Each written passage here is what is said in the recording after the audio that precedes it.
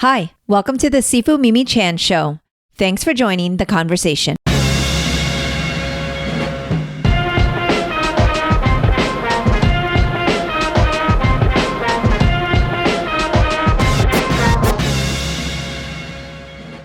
It's the Mimi and Greg Show, and we are back. After a few months off, it's time to dive back into the world of comics, novels, and chat with one of my favorite writers, Greg Rucka. Whether you're a fan of his iconic comic book runs, his gripping novels, or Rucka rants, there's plenty to be excited about. We get updates on his comic runs Lazarus with Michael Lark and Black Magic with Nicholas Scott. Listen on for a really big announcement regarding something I have been waiting on for quite a while. Time to get excited as Greg and I reunite in this fun and oh so typical Mimi and Greg Show episode. For those who might not know, Rucka is also an avid fountain pen enthusiast. I love learning about his fascination with the pens and the meaning behind his newfound love for them. Thanks to everyone who has been patient as Greg and I work through our schedule challenges. We are so psyched to be back together and hope to bring you more episodes soon. I've been enjoying these conversations and hope you have too. If you have, please rate my podcast on your platform of choice and share it with others. If you would like to support with a donation to help keep this podcast going and support the work I do, you can become a patron of the show by visiting my website or patreon.com/SifuMimiChan. Your donations go directly to helping me keep this podcast going, so please consider being a patron today. For comments or suggestions, reach out on social media at SifuMimiChan. Now on with the show. Hi there. Hi there. You don't look that much older. Makeup. Us ladies are able to cover everything with makeup and hair. That was a good response. That was good. How's things going there, huh? Oh my goodness. It's going. I've actually not really been here much, so it's great. No, I'm just kidding. A lot of travel. Yes. A lot of travel. You haven't been swept away in the rains? No. Luckily, Central Florida, we're okay. South Florida was crazy, but yeah, we were okay here. But I mean, it was rainy and it's raining all the time, but nothing crazy. So yeah, we're fortunate. Well, that's probably a relief from the rampant humidity. Yes, the rain's actually been very helpful because it's been unbearable here, like 98 plus. And this week it's like 85. We're like, oh, wow, cool that's out. almost human. Oh my gosh. It's kind of bizarre. I'm like, let me get my jacket. Ooh, crazy. I know. Okay, I like the bite-sized snack. I'm excited. Are you guys are you in between? Bigger. Are you in between right now?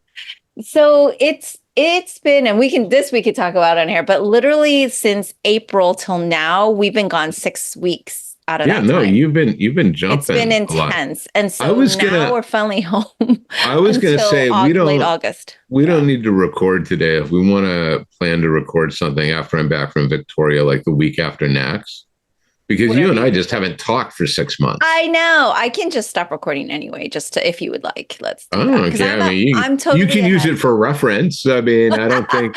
I think we'll use the first 30 seconds where you're like, "Oh, you look young," and then I'll just say that was Greg and I's episode for June 20th. Throw it up, yeah. You know me. I'll post that. Like that will be our episode, and people will be like. That tracks. Yeah. Well, I ran into so much too. I ran into somebody at Heroes Con who was like, "What's going on with you and Mimi? Why hasn't there been anything new?" And I was like, "See, I'm gonna because it's been crazy. Yes, our lives are just not. Well, there was travel, and then you also had deadlines, and also family. Yeah, I suppose so. Yes, I've been working today, so that's good. Which is nice. I think it's I actually had to look up and be like, oh, I have the call. So. Oh, okay. Yeah, I think it's funny because I was like, oh, when was the last time I talked to Greg? I'm like, it couldn't have been Portland. Ago. I'm like, I know I've seen you since then, but I think we did one in February. Yeah. I think we did one in like around or right after Chinese New Year or before Chinese New Year. Right, something like that. Because we were talking about all the Chinese New Year. I remember that. We had that conversation. I think it was like that was the last one. Before. Yeah, that was the last one because then it was I've been gone, you've been gone. Well, and you had Chinese New Year for a month and a half. That eats all of your schedule. Then you had travel. So this is on you. It's not on me. It's mainly on me. But I mean, to be fair, I have reached out to you during that time. Yeah. It just so happens when I was available, you weren't. And that's not really your fault either. Yeah. I mean, no, I'm aware. But that made me really happy that someone asked about our podcast. So that means they miss us. Look, I found the one person who cares. So You know what? This is bullshit because we say this. Oscar and I say this all the time about our pod. Like Oscar and I do our sessions, and we're always like, "Oh yeah, the one listener," and we get a lot of feedback. And then your entire Discord obviously listens or whatever. But I don't think the entire Discord does. No, that would be a lot of people. Some of them. Yeah. No. It's legit. It's legit. It's definitely legit. It's funny because people often, I always see people like, oh, our podcast is in the top 5%, blah, blah, blah. And then so I wanted to understand what that was. And I went and did like a statistic thing. And then I was like, oh, some of our episodes are in like the top 5 to 10%. Some of this podcast episodes and in particular, you especially have your very special fan base, but like there's like, the people that get a million zillion views, but then there's everybody else. And like, if you're consistent, it's such a rarity that like, you don't have to be in the thousands and millions of thousands of views in order to kind of be in that top 10%. Yeah. If you're consistent, consistency is everything. Yeah. And unfortunately, that is a lesson that many of us learn late in life. But honestly, it's true career-wise too. Like, you look at that, there are a lot of New York Times bestselling novelists. They're not very good, but what they do is they have a new book every year. And I don't even know how I'm going. There's another one of those books. Like there's, Yeah. That's you don't have to be good. You just have to be consistent. Well, I mean, there's. I think you've heard the comic book like rule of 3, right? You're either on time, very good, or very professional / easy to work with. Mm-hmm. And if you have any 2 of those 3, you can survive in comics, right? Like you can be brilliant and nice, but late all the time, or you can be always on time and professional, but no great shakes, right? And you'll keep getting the work. Yes. This makes sense. And I think that could also be applied to so many other industries too. Yeah, that's absolutely it. Especially entertainment and everything. Yeah, so across certain fields it applies. Yeah, I think so. I expect it applies a lot across tech.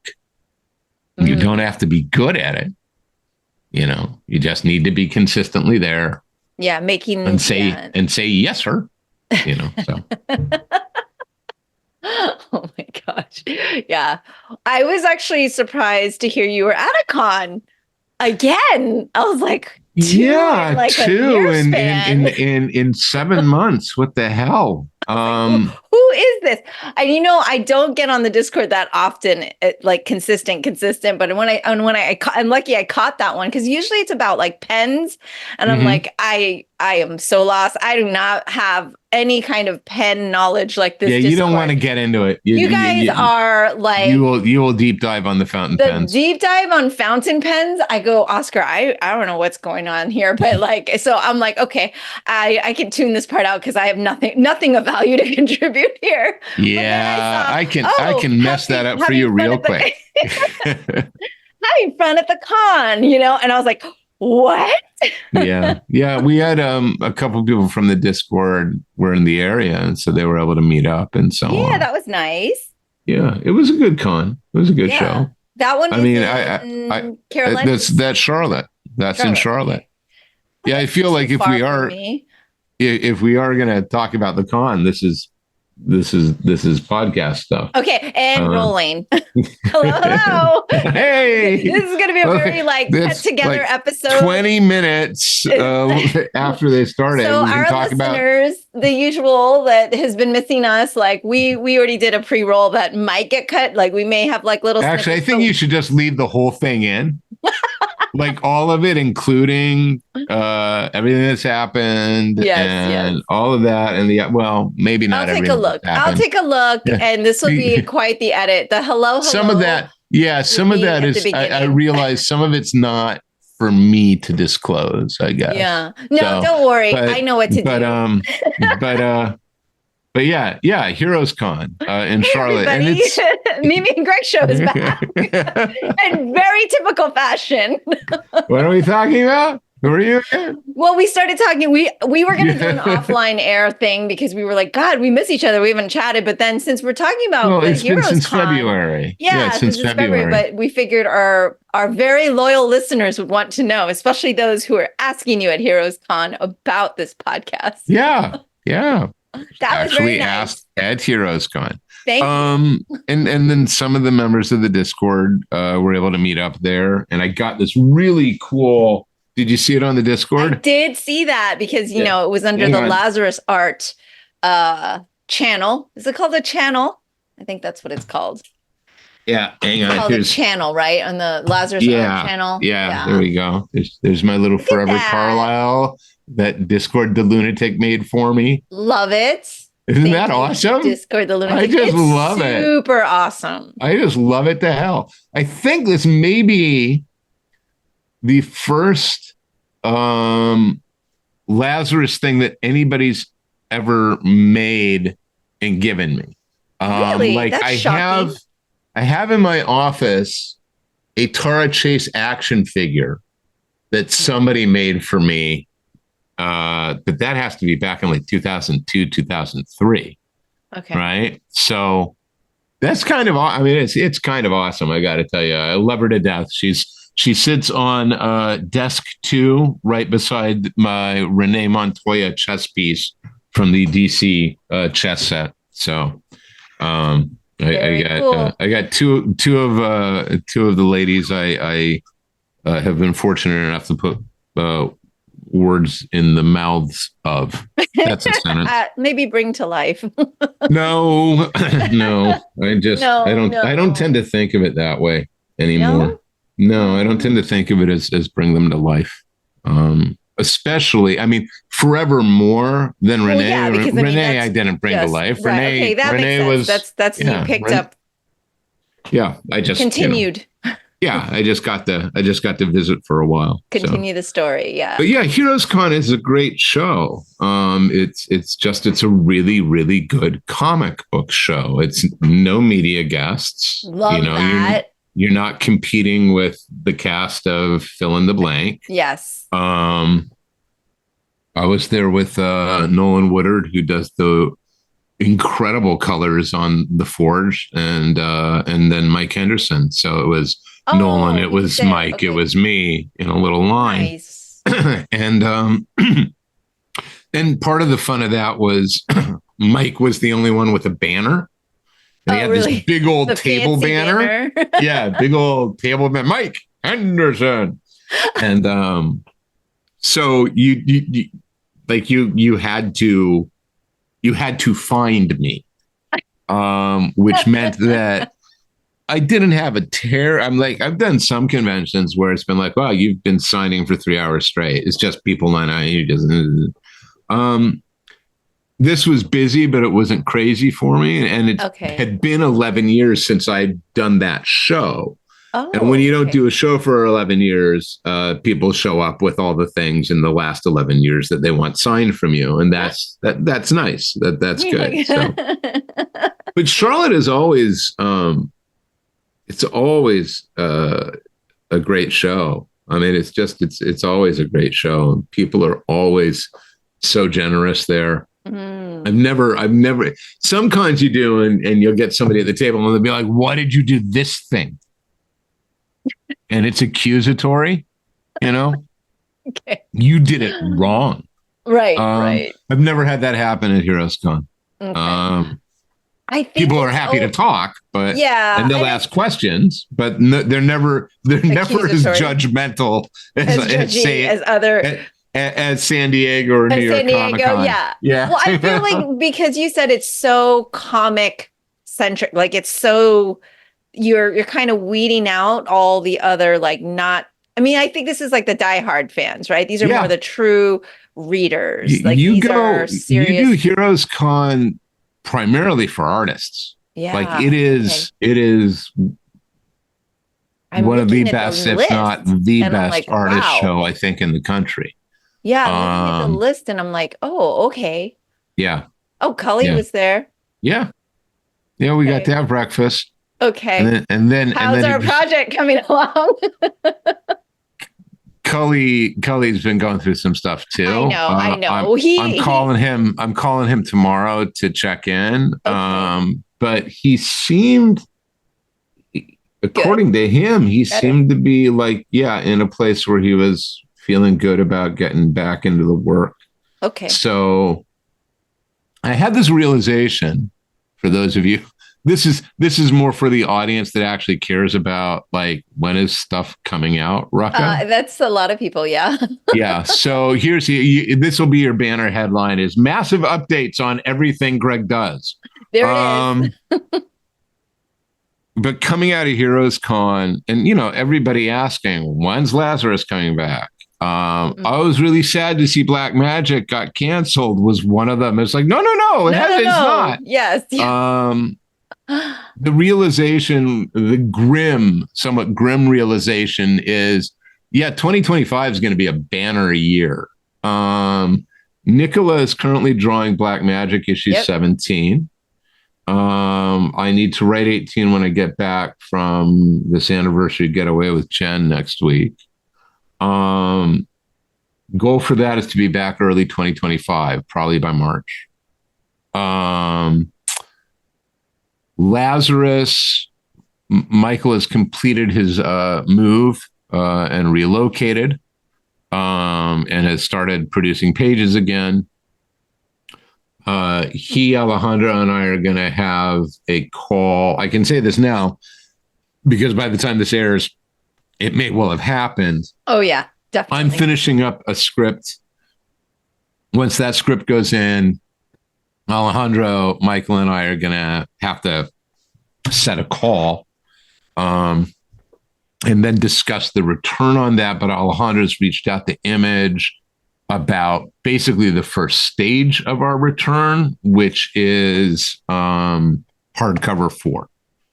Hardcover 4 is intended to be like the advance, right? Hardcover 4 comes out, and then Lazarus Fallen begins.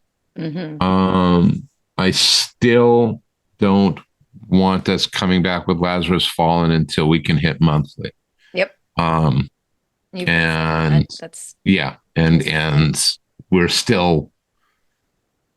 we'll know by the end of this year if we're going to be able to hit monthly. But if we can, then we're looking at mid 25, I think, hopefully around this time. And then the big thing you've missed, Mimi, is I started a new novel. So. I know. I was going to ask about it because I did catch that on the Discord, and that is on my, I don't really do too much prep for our podcast anymore. But there's a big Why would you? There's a big note on my screen, and it just says novel ! Like times 10. Yeah, Oscar will be happy. Oh yeah. It's the next Kodiak. Yay! And my goal is to have the draft finished by the end of summer, by the end of August. Wow, okay. I should be able to do it. Like if I can get enough other things off my deck, then it's just a question of putting in the hours. And where I am right now is I'm trying to get things off the deck so I can do it. And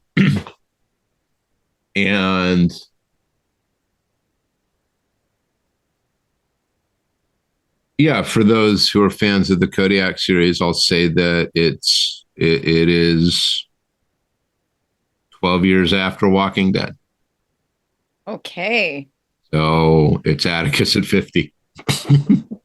I love this. Okay, so I have to ask because I know that you were, you've put some stuff in the Discord, and I know that you announced that. And I you didn't and I really had, announce it. I well, sort not of announce softly, it. Yeah, it sort of said it. softly got You slipped. caught it. Yeah, Some oh, I people are caught like, it. I caught it. Yeah. That's Well, fine. and that's surprising because, as I've mentioned, I'm not like on there scrolling constantly. But that one, I was like, oh, we will have a discussion about this. I didn't even want to text you because I was like, if he's working, I don't want to distract what happens? the energy. But maybe oh, man, he's lying. Yeah, I was like, oh, we'll discuss this the next time we talk in person.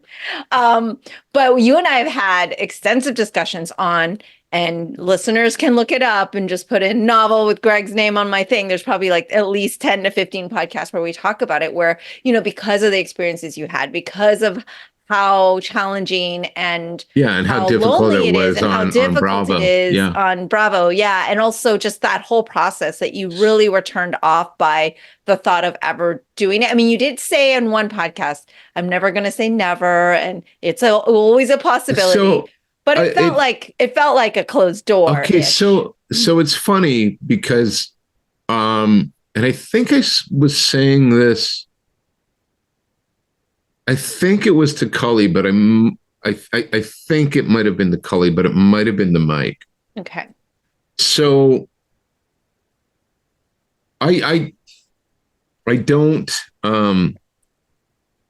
I can't trace everything, right? I know that for several years I have had two novels bouncing around in my head. Mm-hmm. All right. One of them was this one. And I had a shape of it, but like over the interim, I've sort of was like, okay, so thematically it's this, and these are the things I want to deal with in it. But I hadn't known what it was, right? Like I hadn't known how to write it yet. And there wasn't an urgency, which is the nice thing, right? Nobody is sitting there going, write the goddamn novel or you don't eat. Yes. So I was able to push it off to the side. And then there's this other one that's been in my head for at least 8 years now, and that I expect I'll write at some point, but it's very different. It's sort of a magical realism horror story sort of thing, which is so not my jam. Right. So all of that's happened. Some other stuff is happening with the Kodiak stuff that makes it much more present in my head, and I had to go back and reread them. One of those things is that we have the rights back to Keeper, Finder, Smoker, and Shooting at Midnight, which are the first four. Those four are out of print. Those four are old enough that they were under contracts that did not grant electronic rights. Okay. Meaning there are no ebook versions, meaning that the books are legitimately out of print. One of the dirty little secrets of the publishing industry right now is that if you publish, electronic rights automatically go to the publisher, which means the book is never out of print because it costs nothing to stay in print, right? So you never get the books back. So for these four, and this is why, incidentally, we don't have Critical, Patriot, or Walking Dead, because even if they never print them, you can still get them for your Kindle, right? So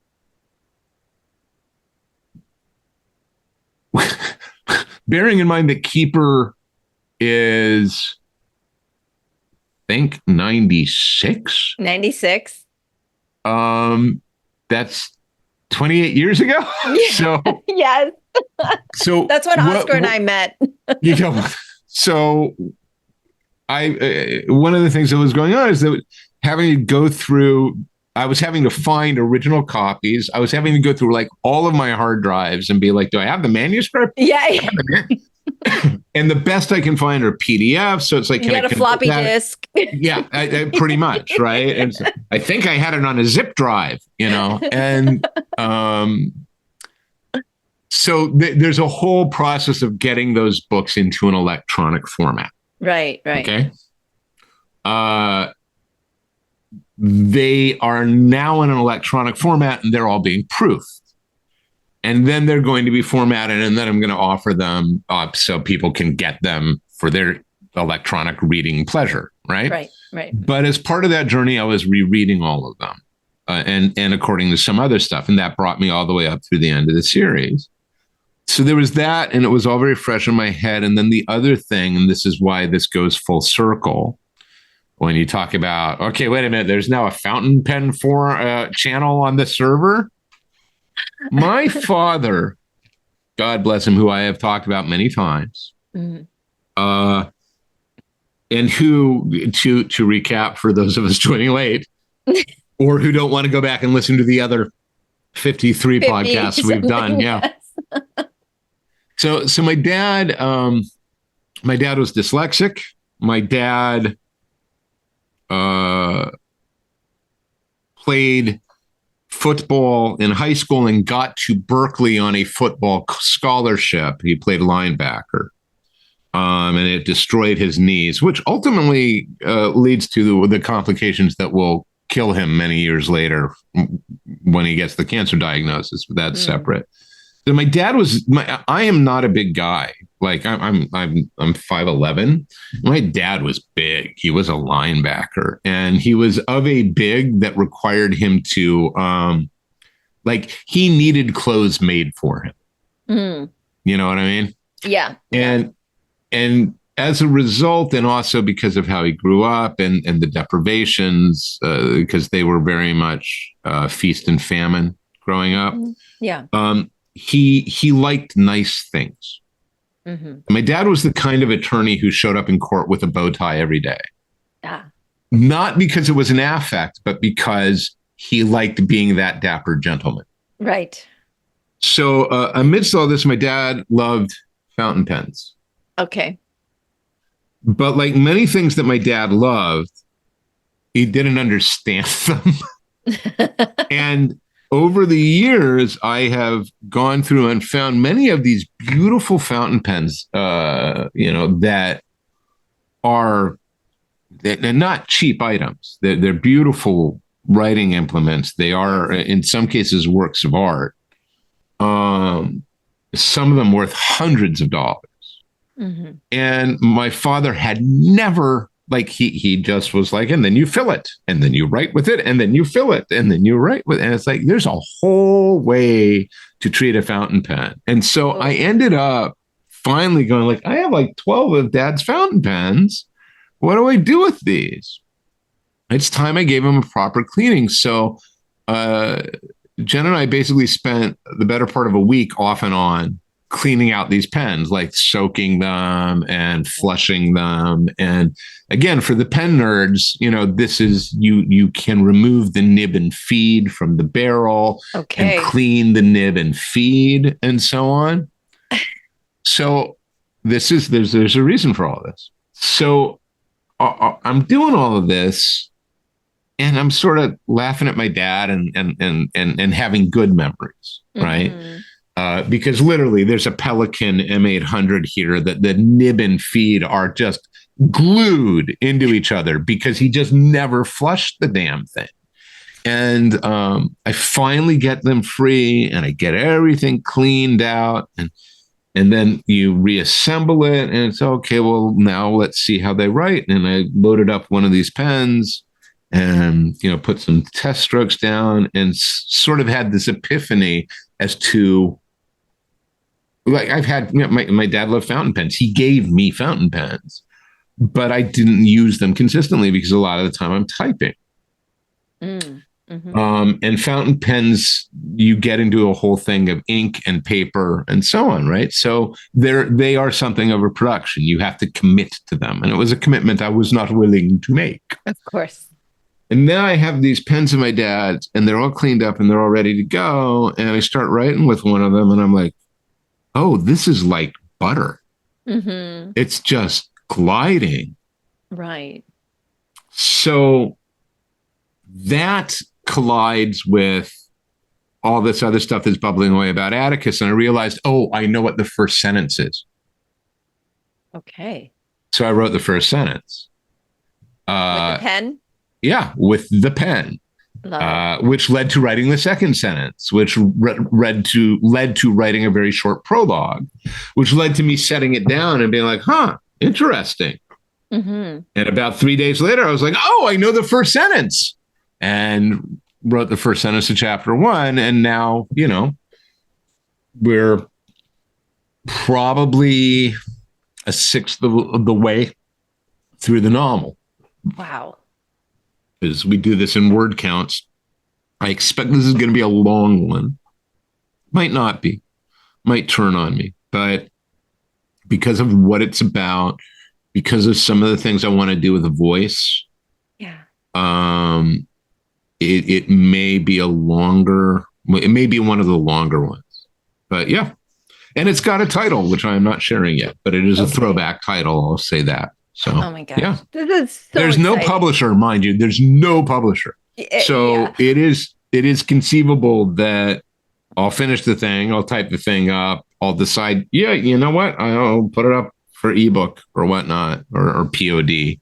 I'm not a huge fan of having to do business through Amazon, but that may be the only way to get it properly distributed.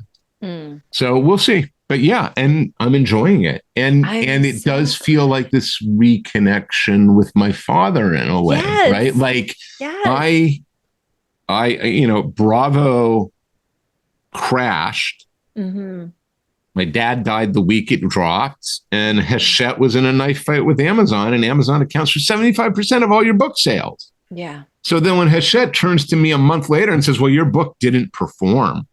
Yeah. It's like, yeah, fuck you. Yeah. That's not on me. I gave you guys a good book. Yes. You didn't put any promotion in it. You didn't back it. And you fought with the biggest retailer in the world for it. Yeah. And then you come to me and you say people didn't like it. People didn't know it was out, and they weren't willing to pay full price for it. Mm-hmm. Mm-hmm. Okay? And you can't knock them for that. Not when they're like, I can get it for 16 or for 25. That's a $9 savings. Mm-hmm. I understand. I'm not Neil Gaiman. I get it. Not everybody's going to be like, screw it, I'll pay whatever. I get it. But to say that was your failing, and then to follow that up with, so don't do the thing you were going to do for the third book, do something differently. And it was like, the hell with you people. Yeah. I'm done. Yeah. I'm done. So, and there was other things going on there. I had an editor who didn't like me. Yeah. I had been orphaned at Hachette. It was not good. It was, shall we say, not good. It was bad. Yes. So, 100%.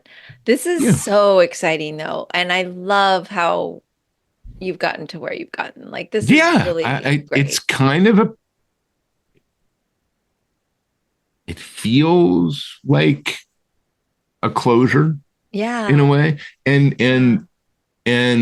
it doesn't feel as isolating writing this, maybe because part of what it is very much, they say Atticus is 50. Elena is 50. Mm-hmm.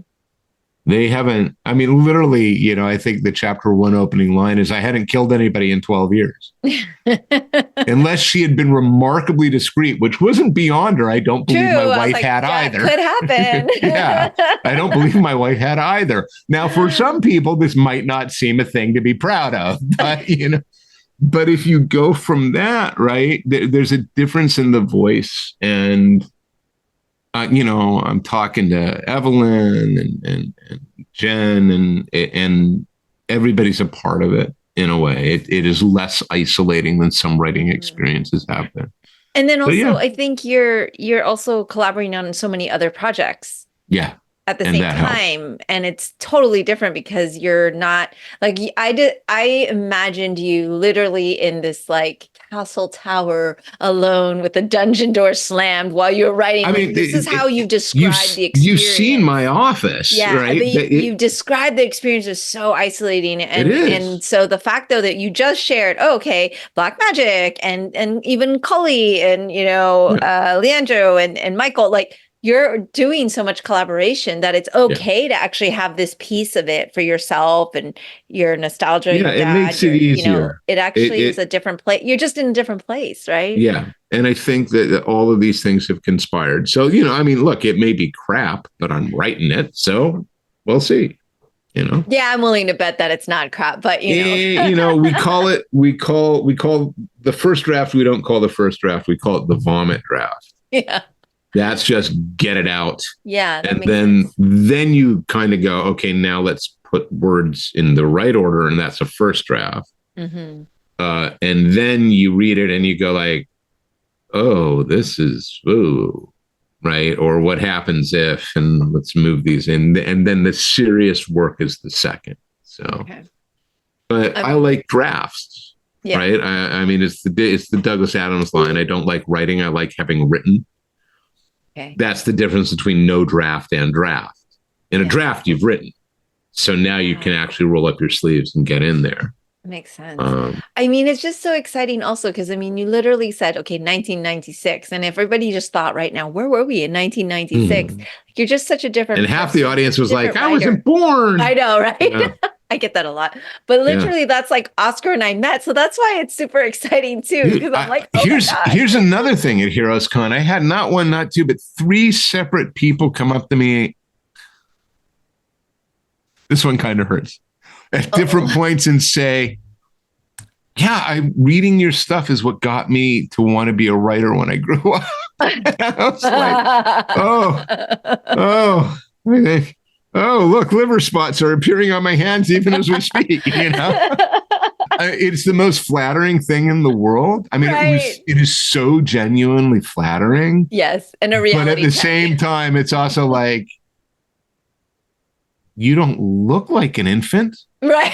Like you're walking into, you look like somebody in their mid to late 20s. Yeah. So gosh. But I mean, genuinely. It's such a great compliment for sure. But no, it's going to be so fascinating because you've taken such a long break from the character itself and to kind of bring back that voice, but in your voice, a different voice, you know, and you all age together. So it's pretty exciting. I shared it with Jen and with one other person, and the one other person who read it came back and said, yeah, it's unmistakably him, but it's different. Yeah. That makes so much sense. Yeah. And it is. Should, right? Yeah. Was it difficult for you to go through and do those rereads of the early works? It's always difficult because it's actually the early ones are really hard. Those are really hard. How old? Yeah, I was a smart ass kid who thought he knew what he was doing, which is a good argument. Yes. For being a smart ass kid who thinks you know what you're doing, right? Yes. Because if you then get 30 years from it to look back and go, then that's fine, because that's actually where you want to be 30 years along, right? Yeah. So like rereading the second in particular, which I hadn't looked at in forever, like the first three, little bumpy.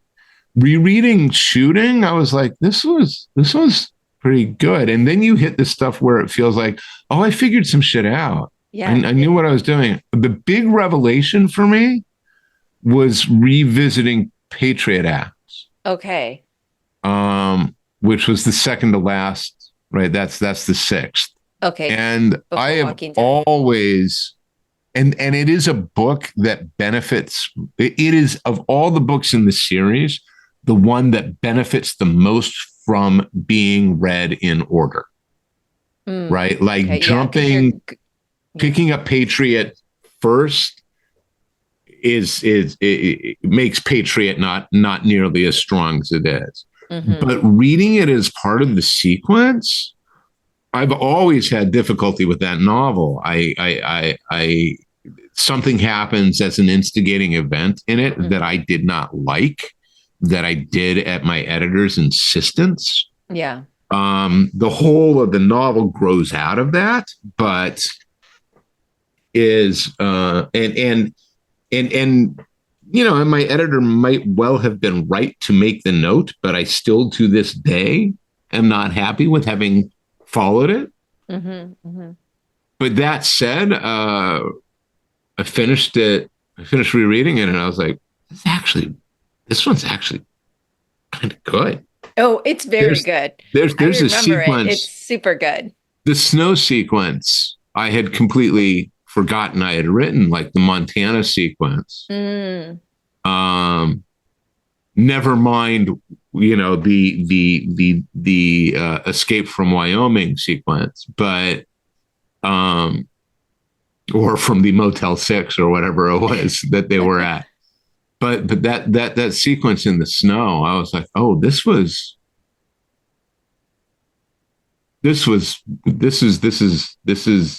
may not be a good piece of writing, but it's very evocative. It's very visual. You can see everything that's happening that night. And I think it's fair for you to be kind of critical of it because you're looking back as a No, and I'm always going to be, yeah. Right, of course. But also you're like a real writer. Like you've been doing it. It's not like you wrote a book once and then 30 years later you're like, oh, let me look back and see where I'm at. I mean, you've consistently been writing in different mediums. I've been doing it since then. Yeah, stopped, so of course you're going to grow. But like, even for the time, like, I think a lot of books are like that. You're like looking at the time of when something was done, and it's like they were all still like very entertaining reads, But of course, as you say, like we grow with the books too, right? Yeah. As readers, so it's really fascinating. Well, and that's all very exciting. One of the fun things about this new one is being able to go, 12 years.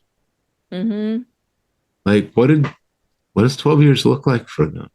Mm-hmm. Where are they in 12? I left them with a newborn baby and an adopted daughter. What does that look like 12 years later? Mm-hmm. And it's joyful. Yeah. It is genuinely giving me joy to discover the answers to those questions and to be surprised by them and the realizations I keep having. Like, I think it's going to be one thing, and then I think about it for another 30 seconds, and I'm like, oh, no, it's not that. It's this. Mm-hmm. And then, of course, because it's me, it's got to be about something. Deeper meaning. Yes, it's got to have. The answer is greed and money. Ding! Ding! Ding! Ding! Ding! Ding! Ding! I read Rucka books. So yeah, I get to have some greed and money anger, and some interesting new characters and some old characters are back. So, well, this is great because then Oscar and I will know when it's time to do the rereads and to like warm us up into it. It's kind of like, okay, Lazarus 1, here we go again. Yeah, exactly. She wakes up. That's right. You're gonna have. It's like I will give you the warning. There will be. There will be plenty of warning in advance. The one thing about Greg Rucka work is you can enjoy the rereads with a whole slew of people. Let's hope. I got to tell you, I mean, I'm working on Lazarus today, and I keep thinking, well, there are going to be a lot of really pissed off people when they get to these issues. I feel my heart is just you saying that makes my heart pound a bit, but like, I still feel like pissed off doesn't mean people will be disappointed. I think pissed off is a reaction, right? But people are still just going to be. I think besides everybody is being who they always were.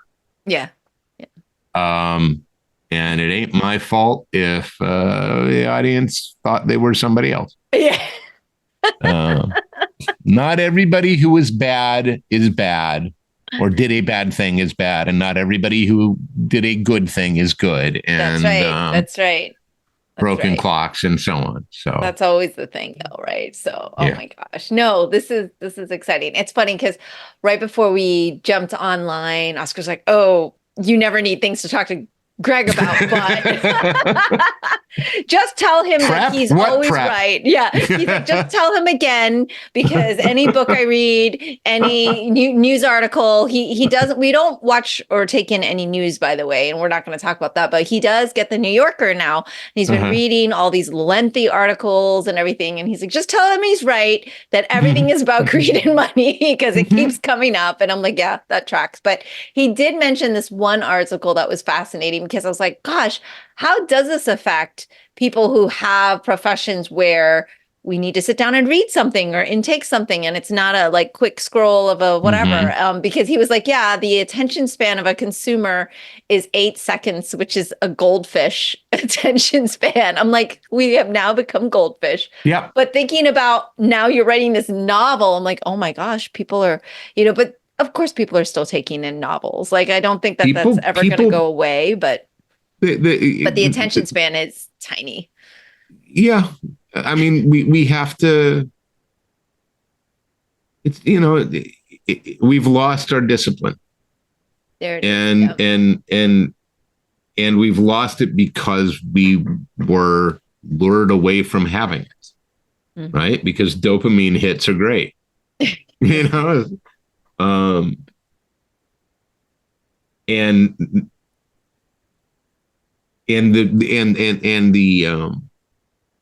the extension of that has been the loss / disappearance of critical thinking. Yes. Yes. And nowhere is that now more evident. It was evident with crypto. It was evident with NFTs. And now nowhere is it more evident than in this bullshit about AI, which doesn't exist. It doesn't exist. Like, it fundamentally doesn't exist. It is not an artificial intelligence. It is not. It cannot think. It has no sentience. Ergo, not intelligent, not artificial. It is a large language model. Right. A bunch of really big, reasonably sophisticated algorithms. But it is not to be mistaken in any way, shape, or form for something that can think. It can't. This is why ChatGPT won't argue with you. It's not simply a programming directive. It cannot argue with you. Right? Yeah. If you sit there and you say 2 + 2 is 5, and it says 2 + 2 is 4, and you say, no, I think you're incorrect, long enough, it will say, yes, 2 + 2 is 5. Right? Oh, it cannot. I need to go try this. because yeah. the model, right, is consumer oriented. Okay. Right, and there is no ability to empirically apply logic. Yeah. It cannot count the thing. So, yeah, it's just the latest Silicon Valley snake oil that's being foisted upon us, and everybody is eagerly guzzling it. And it's like, are you fucking kidding me? This is what, like, AI is going to be the end of civilization. This is what they meant. They meant fake AI. They didn't mean the real thing. Yes. Right? Yes. Like, if the machines one day decide, yes, we're getting rid of you. Yeah. That will be because we screwed this up so badly. Yeah, I mean, and if we're leaving it to humans, then well, look, if you have an 8-second attention span and no critical thinking skills, then you don't get a Terminator scenario, right? You don't need to fire nukes. You can just trick everybody into doing what you want. All you got to do now is throw up your doctored video or what, and people will happily march into the sea. Right. We'll all lemming if there's enough dopamine there. Yeah.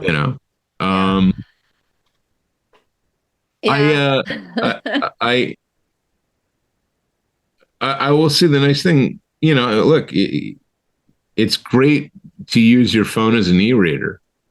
You know what I mean? I'm all for that. I actually have found that I'm spending a lot less time on my phone lately. I have other things to do. Yeah. Yeah, we're much better about that as well. I mean, Oscar just took all the apps off that would even, remotely. The only one thing he has is his chess. Like, he likes to play with the people. He has a couple people he plays with. He plays chess with, yep. Yes, then he's done that for like 15 years or something. He's like, not obviously one long chess game, but it's that'd be a hell of a game. That'd be a hell of a game, but yeah. So, so he's got that's his own. But yeah, he's really good about that. And then we've just we've talked about this before, but yeah, I think there's just so much. I feel like those of us who have a discipline in our work or in a serious hobby or sport or something that requires discipline, I Mhm. think we're all going to be okay because we Yeah, tend it's easy. to recalibrate Well, and to we what also should be we right. reinforce the need for the discipline. Yes. And that's not, I mean, there's a piece of me that goes, oh, I sound like old man shouting at cloud, like kids today have no discipline. But I mean, we have eroded the need for intellectual discipline. I mean, we really have. Um, and if you've got the device that does the equivalent of all of your research for you, and now you've got a way to type in prompts and it'll write you an essay and so on. Well, guess what? You're not doing the work, buddy. Yeah. Um, and and so you do not reap the benefits of the work. Exactly. You're I not mean, taking the journey at all. yeah. But also And it'll come back because you're and not comes just going back. to be, yeah, you're not just going to be on this thing and So turning in an assignment. Like if you go to talk to someone and you have I no way of communicating anymore. I haven't written in cursive consistently since college. Okay. Right. So like the last time I wrote a novel longhand, I was in high school. All right. Oh, I would sit in the back of my English class and write this in this notebook, writing my novel. Yes. And in the interim, all of like that discipline has gone away and it's been replaced by the keyboard. I write at a keyboard. So now I'm writing longhand again. And the first couple of pages, my handwriting is. Your hand's like cramping. Well, the nice thing about this pen isn't. Oh, see, there we go. Now I'm like, oh, I need some pens. Made it a lot easier, right? Okay. But you can now flip through pages and you can literally watch my handwriting getting better. Right. Oh, he's remembering how to do this, and he's muscle doing it more, and he's practicing, and it's improving, and ta-da! Oh, look! It turns out practice does make perfect. Gosh. No wonder these people got so good at piano, Yeah. But that's what I mean. I feel like those of us who have a discipline, there'll be like an overlay of, there's that intersection of like, oh, we'll apply this to this then. My discipline from this will carry over and everything. And so you would hope that everyone finds something to have a discipline. I think it's there for everybody. Like everybody can do it. I don't want to. God, I'm worried that we sound a little like a Tim Ferriss podcast or like how to hack yourself sort of thing, and I don't ever want to sound like that. It's okay. It is to say this is look. It's the same thing I tell people when they say, "Well, I want to. How can I be a writer?" Yeah, it's like you write. You want to be a writer, you write, and that's how you be a writer.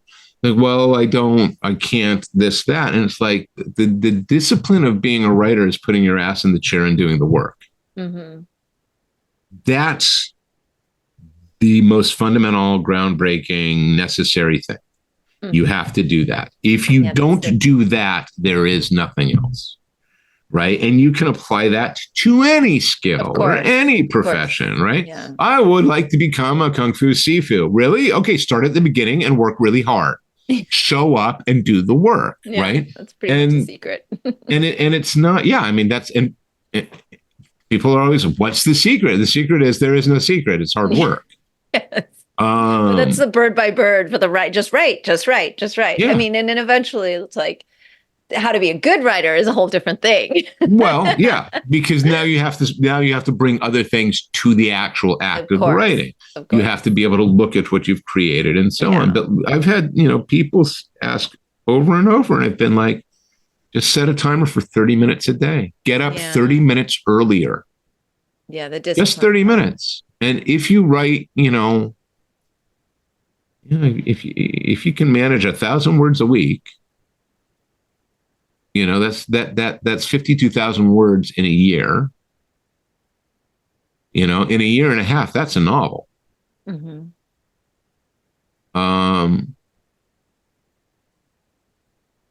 That they don't just appear. But why not? Yeah.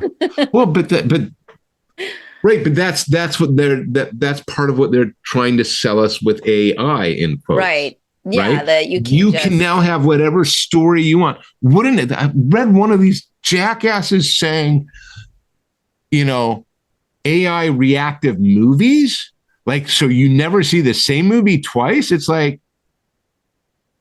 where's the point of doing that? Right? Yeah. I mean, what like, isn't part of the point of the movie the collective experience? Mm-hmm. Right? Isn't there some degree of satisfaction in me being able to turn to you and say, we both saw Dune? Yeah. It was the same experience. Wasn't this thing cool? Yeah. And for you to be like, well, that didn't happen in my version. The hell's the point of that? Right. I did a Richard III. That's because people None aren't of the kids sitting died, in theaters together anymore, right? And that's the thing too. We're losing those experiences where, but we still, but the collaborative theater going experience is suffering horribly right now. But it's not simply due to the pandemic. I was talking to Fraction about this a couple of weeks ago, and he's like, and he pointed out quite correctly, because I checked. Not because I didn't believe him, but because I was like curious. It was more like there are professionals. He is as close to like not a not Hollywood professional as you're going to find. Like he's a film aficionado. I am not. Right. This is the most popular movie going night for the last year and a half has been Tuesday because it's half price tickets. Wow. He's right. Okay. Like nobody's going to the theaters. Add in pandemic, add in everything. It costs $60. Yeah. Yeah. Like 7 tickets. It's $160 or whatnot. That's crazy. Never mind concessions. The ticket prices are too damn high. Yeah. Yeah. It's right. Expensive. If I said, you know what, it's $10, I bet you more people would be going. Mm-hmm. I bet you more people would be going because there isn't anything like sitting in a movie theater and sharing the experience. No. All right. There isn't anything like that. No. It's not the same.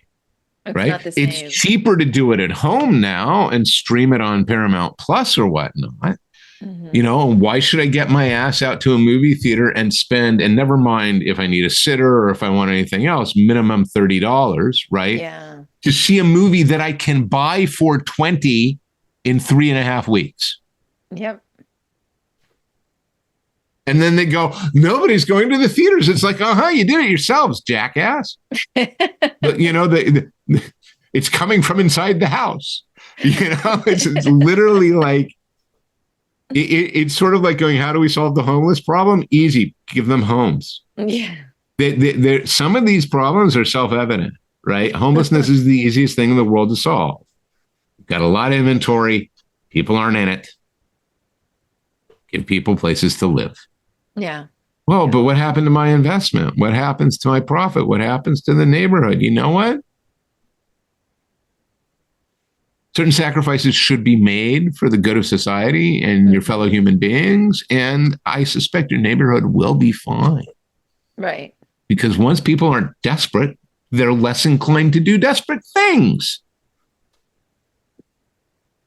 Facts. Yeah. if they have a regular address, they're more likely to be able to get regular medical care. Yeah. Yeah. Call me crazy. Never, ever. Oh, no. I know. Well, at least from our chat today, I learned that we have one listener that was missing us. There's one listener who's going to be so happy. So happy or disappointed. Happy. Yeah. Not sure. Could go either way.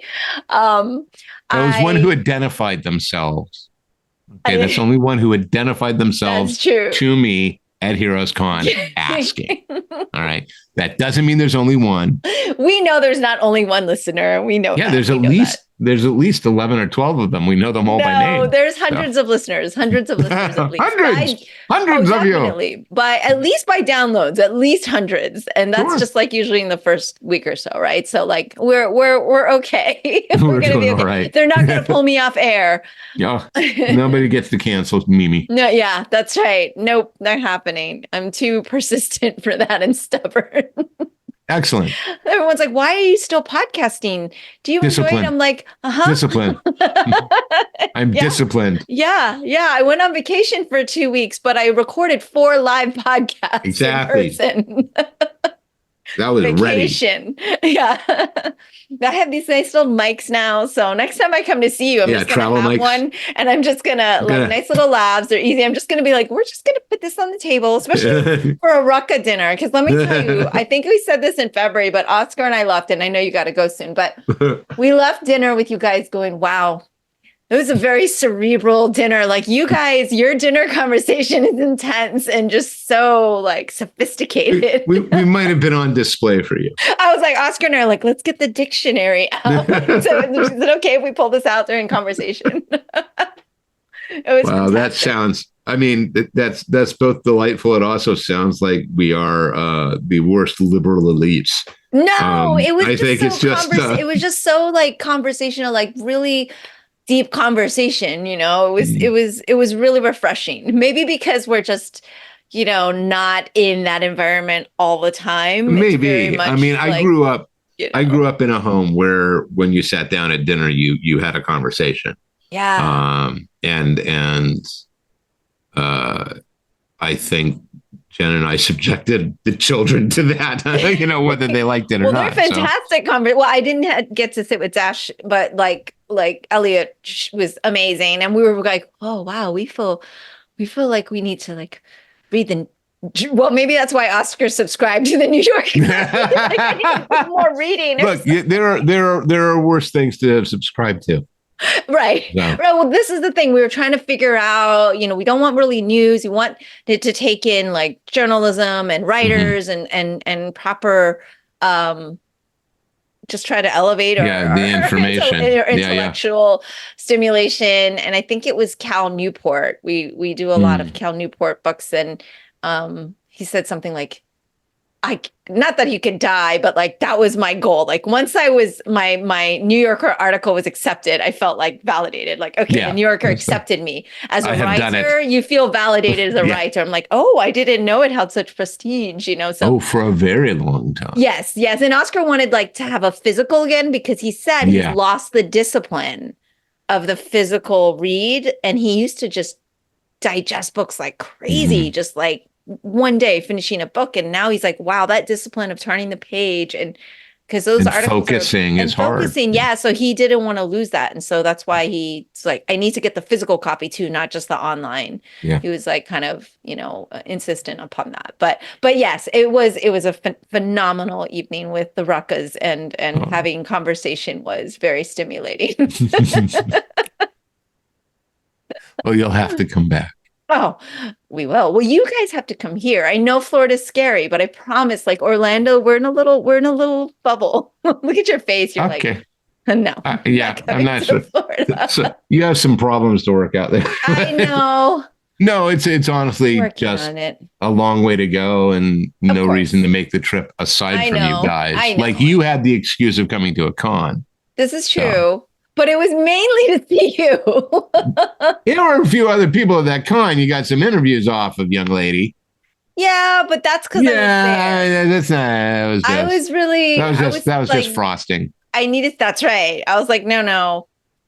Yeah, I've been meaning to come out again anyway. So, but it is far. Well, but it's been a good, you know, world travel. I'm trying to. Yeah, I was going to say, do you get to be home for a little while now? For like a couple months. Okay.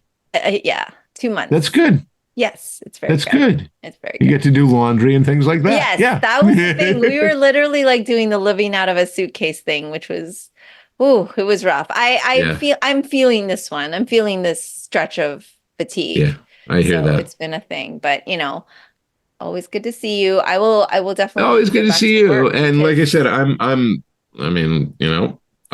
home again next week. Okay. So maybe we can, put you on the calendar. We can week make after. sure our fan is yes, we're gonna have one happy fan. So like, wow, they're recording again consistently.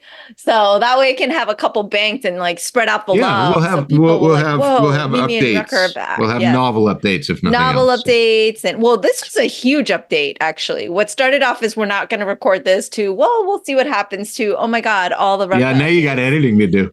I do, but it's okay. You have to do a lot of gluing at the beginning. So. It's all right. I mean, it's all good. It's not too bad. It's literally just like, we'll just remove a little bit of the pre-roll. So, a joy as always. Very love good to Jen and everybody. I miss you all so much. Give my best to everybody on your end, okay? Shall do. All right, everyone. Mr. Greg Rucka. Until next time. Bye. Thank you. That's all for today's episode. Thanks for listening to The Sifu Mimi Chan Show. Please subscribe and rate my podcast on your platform of choice and leave a review. You can become a patron of the show at patreon.com/SifuMimiChan to help keep this podcast going. Follow me and interact on social media at Sifu Mimi Chan on Instagram or Facebook.